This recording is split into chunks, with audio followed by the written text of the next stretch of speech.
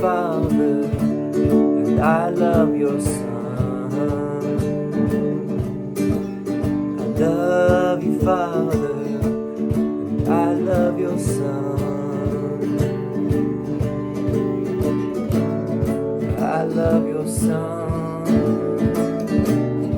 I love your Son. I love you, Father, and I love your Son. Love you, Father, I love your Son. I love your Son. I love your Son. I love your Son. I love your Son. My gratitude permits my love to be accepted without fear. Thus am I restored to my reality at last.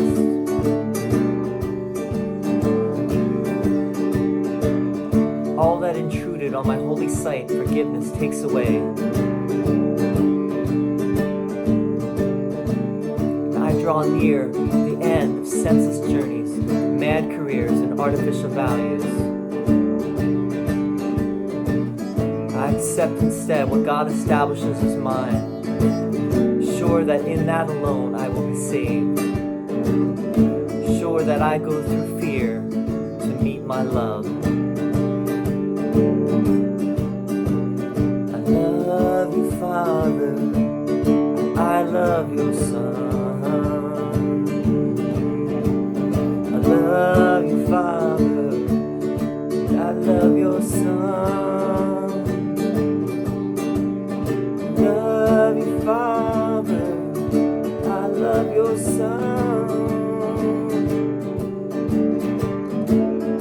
I love your Son. I love your Son. Father, I come to you today because I would not follow any way but yours.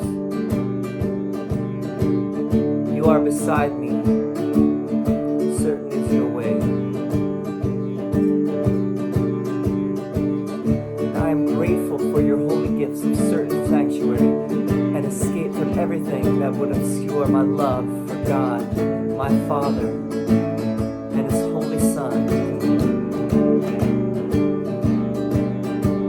I love you, Father, I love your Son.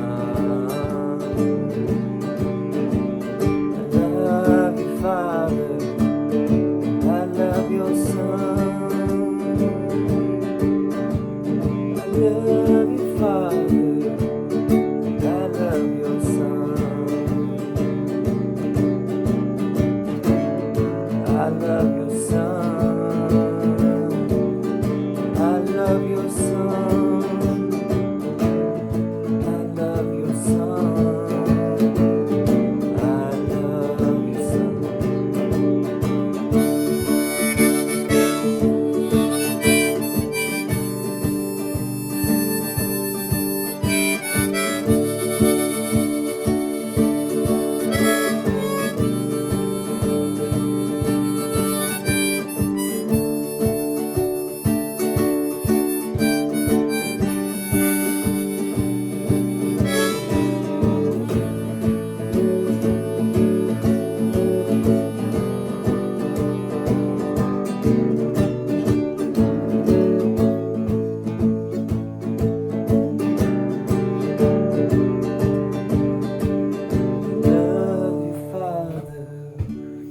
I love your Son.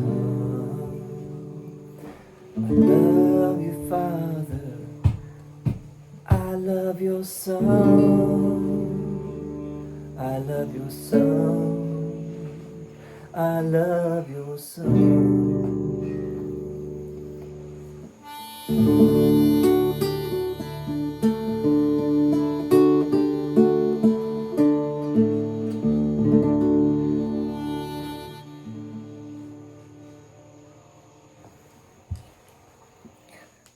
Father, and I love your Son. I love your Son.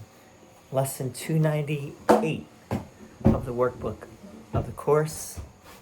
Let's read through it again. My gratitude permits my love to be accepted without fear, and thus am I restored to my reality at last.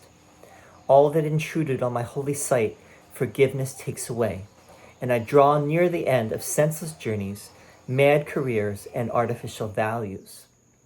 I accept instead what God establishes as mine, sure that in that alone I will be saved, sure that I go through fear to meet my love. Paragraph 2. Father, I come to you today because I would not follow any way but yours. You are beside me, certain is your way, and I am grateful for your holy gifts of certain sanctuary and escape from everything that would obscure my love for God, my Father, and his Holy Son. Go through it one more time, a little bit slower. I love you, Father, and I love your Son. It's a very beautiful lesson. It's a very beautiful idea. You know, Jesus has been telling us this throughout the course, and now he just puts it right there, you know, on the table. There's no difference between the love of the Father and the love of the Son, right? And you cannot know love if you do not love God's Son, right? If you have issues with God's Son, then that means you have issues with yourself, and it means you have issues with God. So if you have any grievances, remember, love holds no grievances. If you have any grievances, then that is in the way. That is obscuring your reality. That is obscuring your return home to what you are.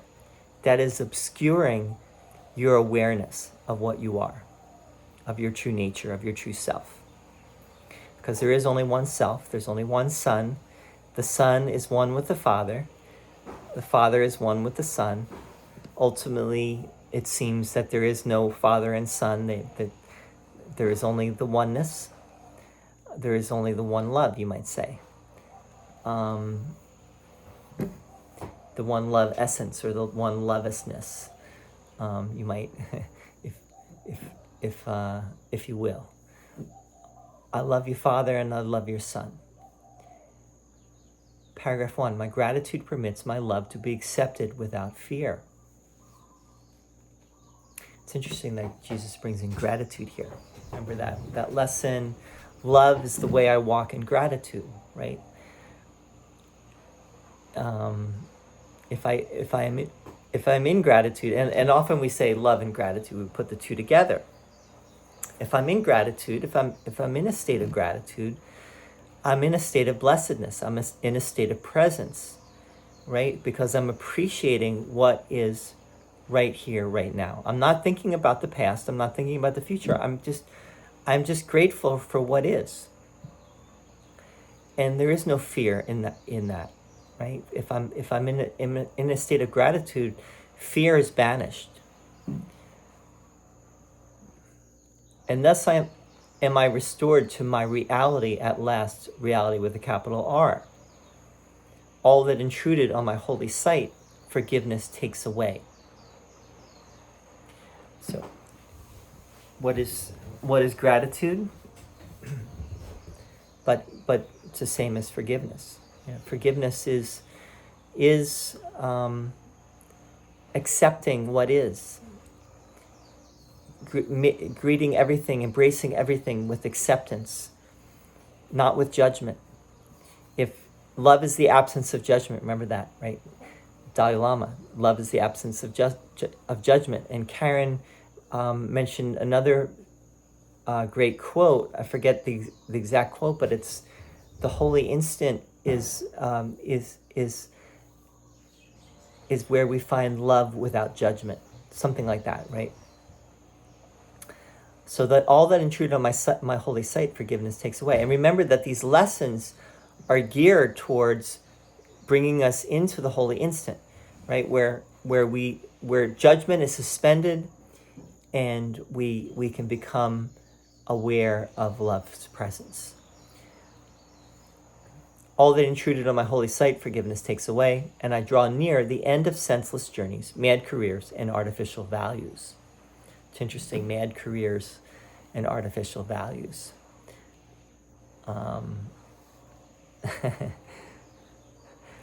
Maybe Jesus put that in there for Helen, right? Telling her, because Helen was very attached to her career, and Jesus is kind of ribbing her, or teasing her a little bit. Your career is actually mad, right? And remember, the senseless journey is also a reference to let the journey to the cross be the last senseless journey. That was somewhere in the text, where Jesus talks about the senseless journey, or the useless journey. I think he also says senseless journey. Let the journey to the cross be the last useless journey. Because we do not need to suffer, right? We do not need to bear the cross. We do not need to suffer. Jesus did not suffer on the cross according to the course. Because why? Because Jesus was beyond suffering. He knew that love is the only reality, and therefore he did not suffer. He could only love in that moment, right? Of what others would consider to be pain and suffering, but he did not suffer according to the course. I accept instead what God establishes as mine, which is love, sure that in that alone I will be saved, sure that I go through fear to meet my love.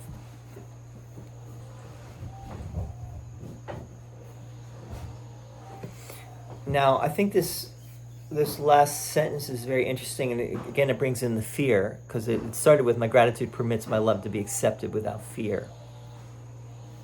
Right?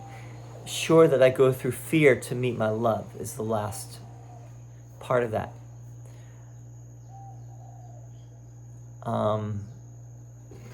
Now, I think what Jesus is getting at here is that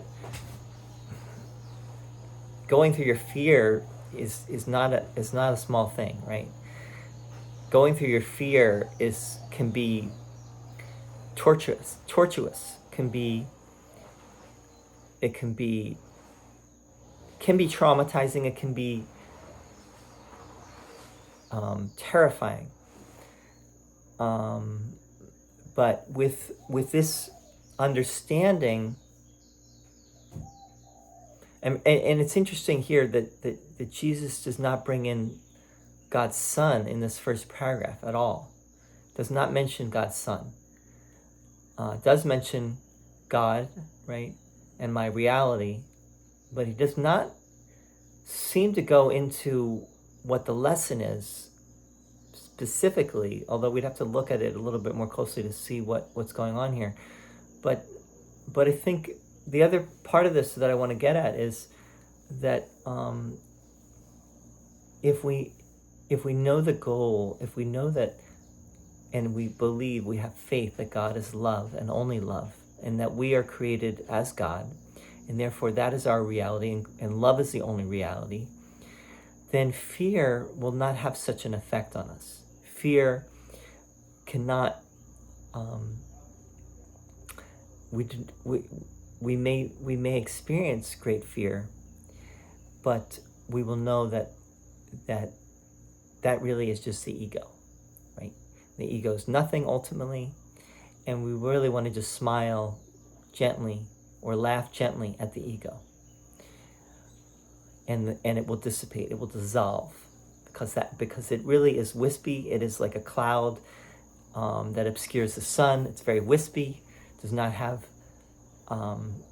any reality in reality. So why doesn't Jesus bring in the thing about the sun here in the first paragraph? Maybe he does. My gratitude permits my love to be accepted without fear, and thus am I restored to my reality at last.